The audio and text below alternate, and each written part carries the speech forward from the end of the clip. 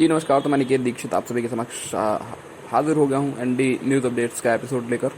तो जी बिल्कुल, जैसे कि बड़ी जानकारी सामने आ रही है कि कोरोना वायरस जो है अपने पीक पर पहुंच चुका है। बहुत ज़्यादा ये दूसरी लहर जो है वो ख़तरनाक साबित होती चली आ रही है देश के लिए। बीते 24 घंटे में 1,99,376 नए केसेस की पुष्टि हुई है, जिसमें से केवल 93,418 लोग ठीक हुए हैं और 1,030 से ज़्यादा लोगों की मौत देश में सामने आ रही है। इसमें 4 राज्य जो हैं वो टॉप पर हैं। महाराष्ट्र में 58,952 लोगों की जो पुष्टि हुई है कोरोना वायरस से पॉजिटिव केसेस हैं और 278 लोगों की मौत हुई है बीते 24 घंटे में। वहीं उत्तर प्रदेश में अब तक का सबसे बड़ा आंकड़ा सामने आ रहा है, जिसमें 20,000 से ज़्यादा केसेस आ रहे हैं और इसमें 4,517 लोग रिकवर हुए हैं और 67 लोगों की मौत हो गई है कोरोना के चलते। वहीं दिल्ली में अब तक का सबसे बड़ा आंकड़ा सामने आ रहा है। 17,282 केसेस जो है वो पुष्टि हुई है पॉजिटिव केसेस की और 104 लोगों की मौत हुई है और छत्तीसगढ़ में 14,250 केसेस आ रहे हैं। तो इस तरह से देखा जाए तो बहुत ज़्यादा मतलब कोरोना वायरस अपने उफान पर है जिसे कहते हैं। और गर्मी भी अपना प्रकोप दिखा रही है। कल यहाँ फर्रुखाबाद की अगर जहाँ तक बात की जाए तो 42 डिग्री सेल्सियस तापमान था। तो जैसे जैसे गर्मी बढ़ रही है कोरोना वायरस भी अपना प्रकोप दिखाता चला जा रहा है। लापरवाही भी लोगों के द्वारा हो गई जब कोरोना वायरस अपने निचले स्तर पर था।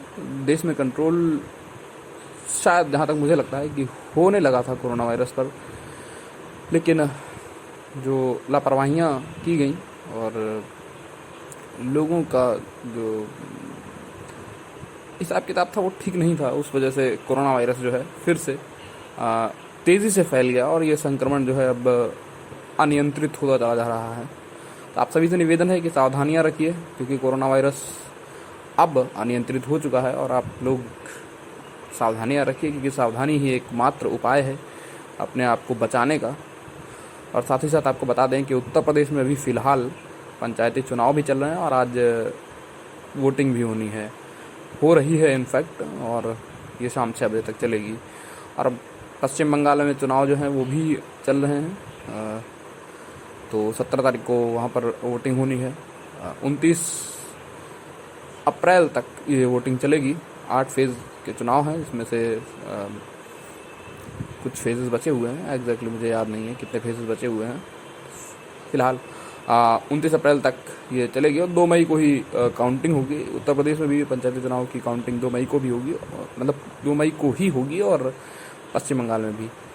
तो ये कुछ चीज़ें हैं जो बड़ी चीज़ें सामने आ रही हैं। और आपको बता दें कि कल मैंने बताया था यूपी बोर्ड के तो खैर नहीं, लेकिन सीबीएसई बोर्ड की 10वीं क्लास की परीक्षाएं जो है वो रद्द कर दी गई हैं और 12वीं क्लास की परीक्षाएं जो है 1 जून तक टाल दी गई हैं।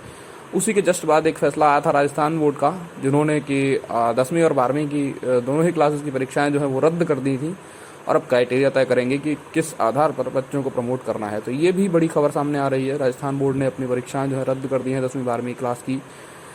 और आपको बता दें कि IPL के हवाले से जो खबर है वो ये है कि कल बड़ा ही ड्रामेटिकल मैच हुआ रॉयल चैलेंजर्स बेंगलोर और हैदराबाद के बीच में। बेंगलोर ने हालांकि पहले बैटिंग की, हैदराबाद ने उन्हें आमंत्रण दिया था टॉस जीतकर बैटिंग करने का।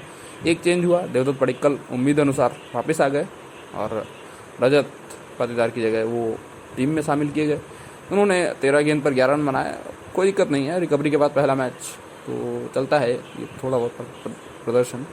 हालांकि पिच भी कुछ खास नहीं थी, बहुत ज़्यादा मुश्किलें आ रही थी बल्लेबाजों को बैटिंग करने में, जहां पर कप्तान कोहली ने 29 गेंद पर 33 रन बनाए और ये उनका वही आंकड़ा है जो मुंबई के खिलाफ था। और 33 रन पर वहाँ भी आउट हुए थे और यहाँ भी आउट हुए हैं। और उसके बाद शाहबाज अहमद, जिन्होंने जो वन डाउन आए और उन्होंने 10 गेंद पर 14 रन बनाए, नदीम का शिकार हुए। और उसके बाद ग्लेन मैक्सवेल जो सेकेंड डाउन आए थे, उन्होंने बड़ी बेहतरीन पारी खेली, 41 गेंदों पर 59 रन की पारी। और ये 2016 के बाद उनकी पहली 50 है IPL में। और लग रहा है इस बार कि बेंगलोर के लिए जब वो खेल रहे हैं तो फॉर्म में हैं। कहीं ना कहीं ये अच्छी बात है बेंगलोर के लिए। और उसके बाद डिविलियर्स को आउट कर दिया राशिद खान ने। राशिद खान तो वैसे भी जाने जाते हैं बड़े विकेट्स लेने के लिए, तो बड़े विकेट्स लिए उन्होंने और लेकिन विराट कोहली का विकेट है वो उन्होंने नहीं लिया, तो कोई दिक्कत नहीं है। बाकी विराट कोहली आउट हुए, उसके बाद ग्लेन मैक्सवेल आखिरी गेंद तक टिके रहे और आखिरी गेंद पर बड़ा शॉट लगाने के चक्कर में वो कैच आउट किए गए। तो ये कुछ हाईलाइट रही बेंगलोर की पारी की। 149 रन बनाए बेंगलोर ने 20 ओवर में। लग रहा था स्कोर थोड़ा सा कम है, लेकिन ये बात सही साबित भी हो रही थी। इनफैक्ट तब तक सही साबित हो रही थी जब तक 15 ओवर में शायद 115 रन थे और 2 विकेट थे। उसके बाद डेविड वार्नर को आउट किया। काइल जेमिसन ने इनफैक्ट डेविड वार्नर को पहले ही आउट कर दिया था और दूसरा विकेट डेविड वार्नर का ही गिरा था। जॉनी बेस्टो आए तब तक ठीक लग रहा था सब कुछ, लेकिन जॉनी बेस्टो, मनीष पांडे और अब्दुल समद एक ही ओवर में, और वो ओवर था 17वां।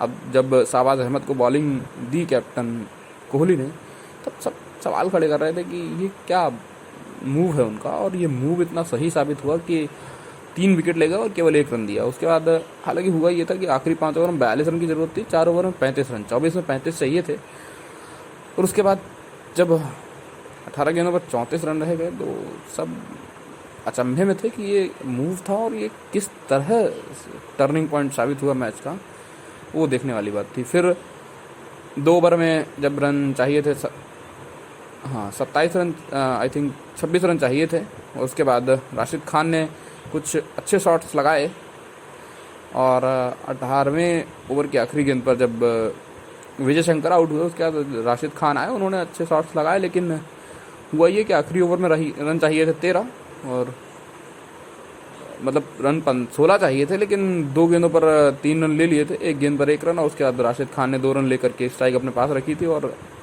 जो ओवर की तीसरी गेंद थी वो नो बॉल हो गई हर्षद पटेल की, और दूसरी नो बॉल थी इस पूरे मैच में, और वो भी बीमर थी, तो वहाँ पर 5 रन मिले क्योंकि बाउंड्री भी लगा दी थी राशिद खान ने। और उसके बाद जब 4 गेंदों पर 8 रन रह गए तो जो तीसरी गेंद थी वो डॉट थी, और बड़ा ही प्रेशर क्रिएट कर दिया हर्षद पटेल ने जब फ्री हिट डॉट फेंक दी। उसके बाद 2 रन लेने के चक्कर में चौथी गेंद पर रन आउट हो गए राशिद खान। उसके बाद मैच भी ओवर हो गया क्योंकि 2 रन आए, और उसके बाद ये मैच जो है वो बेंगलोर ने 6 रनों से जीत लिया। तो ये बड़ा ही अच्छा मैच रहा। हालांकि आज के मैच की जहाँ तक बात करें, क्योंकि हालांकि कुछ है नहीं वहाँ पर, बाकी कुछ बचा नहीं। शाहबाज अहमद बड़े ही चमकीले सितारे रहे बेंगलोर के लिए, जिन्होंने अच्छा परफॉर्मेंस किया। खैर, आज के मैच की जहाँ तक बात करें तो आज के मैच में 2 टीमें आमने सामने होंगी जिनके नए कप्तान हैं ऋषभ पंत और संजू सैमसन। ये राजस्थान रॉयल्स और दिल्ली कैपिटल्स के बीच मैच है, और संजू सैमसन पिछले मैच के शतकवीर। हालांकि टीम हार गई थी उनकी पंजाब के खिलाफ, लेकिन उन्होंने बहुत अच्छा परफॉर्मेंस किया था। और राजस्थान के लिए मुश्किलें बढ़ेंगी क्योंकि बेन स्टोक्स बाहर हो गए हैं आईपीएल से चोट के कारण, और दूसरा आर्चर है नहीं। हालांकि मुश्किलें दिल्ली के लिए भी बढ़ेंगी। कल एक ब्रेकिंग न्यूज़ सामने आई, एंड्रिक नॉक्ये जो हैं वो कोरोना पॉजिटिव हो गए, और कगिसो रबाडा भी उनके साथ 7 घंटे प्लेन में थे। हालांकि उनकी टेस्ट रिपोर्ट नेगेटिव आई, लेकिन एहतियातन उनको क्वारंटीन कर दिया गया है। और एंड्रिक नॉक्ये जो है वो तो अभी ट्रीटमेंट में है, तो उनको आइसोलेट कर दिया गया है, और आइसोलेशन में अभी वो अपना ट्रीटमेंट करवा रहे हैं। तो जब भी वो फिट होंगे तब वापस आएंगे, और जो रबाडा हैं वो अपना क्वारंटीन पीरियड पूरा करने के बाद ही टीम से जुड़ पाएंगे। तो अभी इन दोनों के बिना उतरना होगा, और वानखेड़े में आज मैच है, तो उम्मीद है ताबड़तोड़ मैच होने की। देखते हैं कितना ज़बरदस्त मैच होगा और कौन जीतता है। बाकी जो पलड़ा है वो दिल्ली का भारी हो सकता था, लेकिन ये जो कुछ चीज़ें हुई तो क्या अभी भी कहीं ना कहीं दिल्ली ऊपर रेट की जाएगी, क्योंकि दिल्ली की टीम काफ़ी मजबूत है, और बेन स्टोक्स के ना होने से निश्चित तौर पर राजस्थान को थोड़ा सा झटका लगा होगा और कमज़ोरी उनकी टीम में आई है। तो चलिए देखते हैं कौन जीतता है। बाकी आप लोगों को अगर वीडियो अच्छा लगा हो तो बिल्कुल लाइक कीजिएगा और शेयर कीजिएगा, चैनल को सब्सक्राइब कीजिएगा। धन्यवाद।